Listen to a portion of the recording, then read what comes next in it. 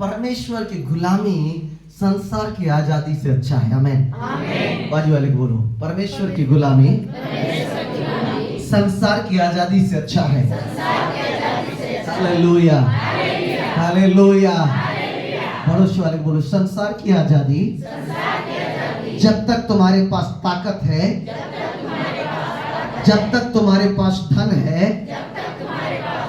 जब तक तुम्हारे चमड़े में रंग है, तब तक के लिए है। लेकिन परमेश्वर की गुलामी आज से लेकर जब तक तुम जीवित रहोगे तुम्हें आजाद रखेगा। Hallelujah, hallelujah. इसलिए पौलुस प्रेरित कहता है, मैं परमेश्वर का जकड़ा हुआ क्या हूं? राजदूत हूं। मैं परमेश्वर में क्या हो गया हूं? बंध गया हूं। वो कहता है, मैंने अपने आप को परमेश्वर के हाथों में क्या कर दिया है? बेच दिया है। बोलता है, मैंने सौदा कर लिया है अपने आप का कि वो मेरे ऊपर अधिकार करे और मैं उसके मर्जी से जीवन क्या करूं? जीऊं। हालेलुया। और इसीलिए तो जेल भी गया तो अभी वो टेंशन में नहीं था, क्योंकि वो तो क्या था?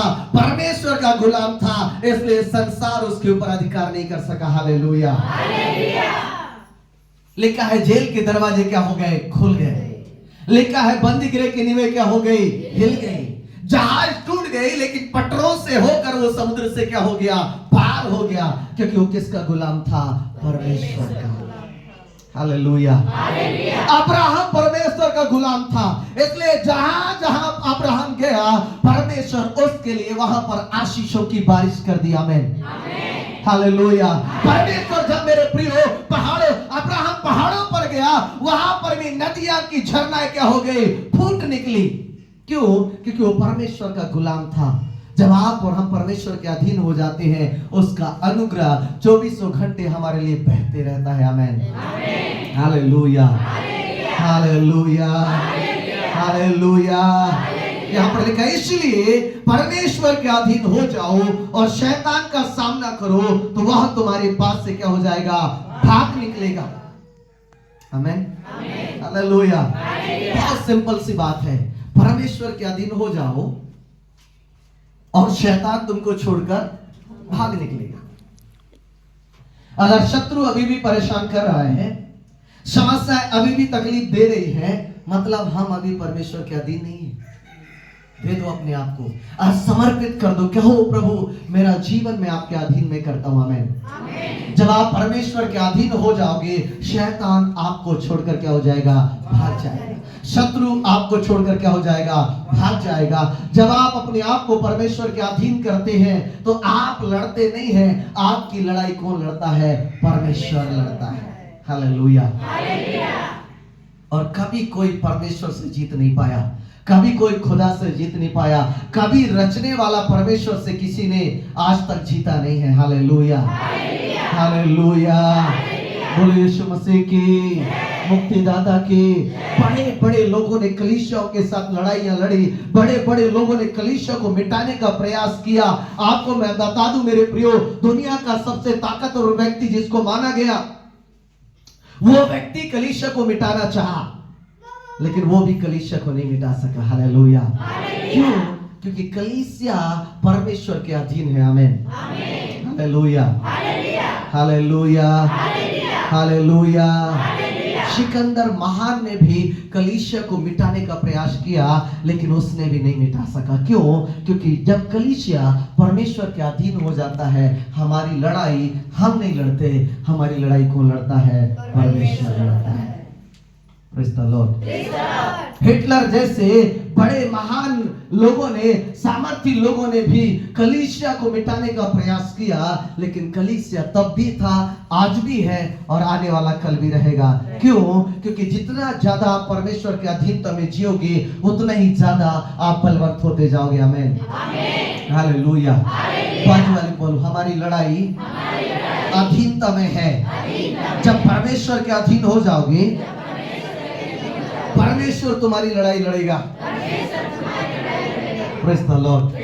Hallelujah, hallelujah, hallelujah, hallelujah.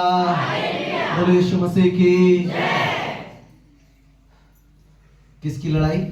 हमारी लड़ाई कौन लड़ेगा? परमेश्वर। कब? जब हम उसकी क्या हो जाएंगे? अधीन।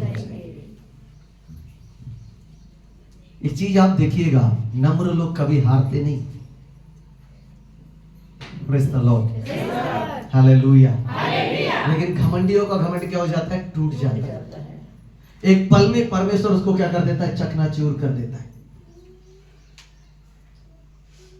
अगर हमें जीतना है, हमें परमेश्वर के अनुग्रह में नम्र होकर जीना पड़ेगा। आमीन। हमें झुकना पड़ेगा। हाँ? हम गांव में एक बात बोलते हैं, क्या होता है? सूखा लकड़ी कभी झुकता नहीं। अगर उसको झुकाओगे तो क्या हो जाएगा? टूट जाएगा। लेकिन जिस लकड़ी कच्चा है और उसमें फल लगा है तो क्या होगा? झुकेगा, वो नम्र रहेगा। आप जितना ज्यादा परमेश्वर के प्रेम में, परमेश्वर की उपस्थिति में बढ़ते जाओगे, आप उतना ही ज्यादा नम्र बनते जाओगे। आमीन, हालेलुया, हालेलुया।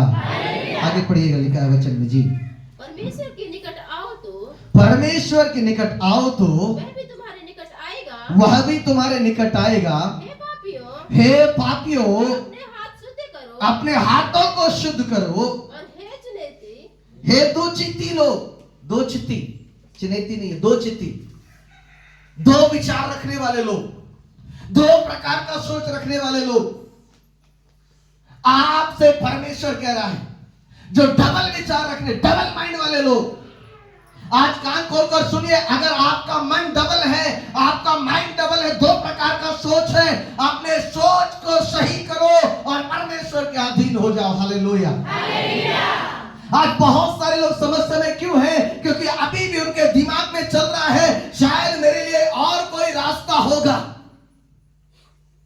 ये दो विचार आपको एक दिन नाश कर देगा।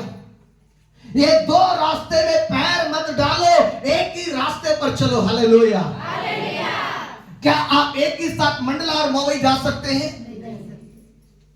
स्वयं उसी प्रकार से दो रास्ते में चलकर आप मंजिल को हासिल नहीं कर सकते।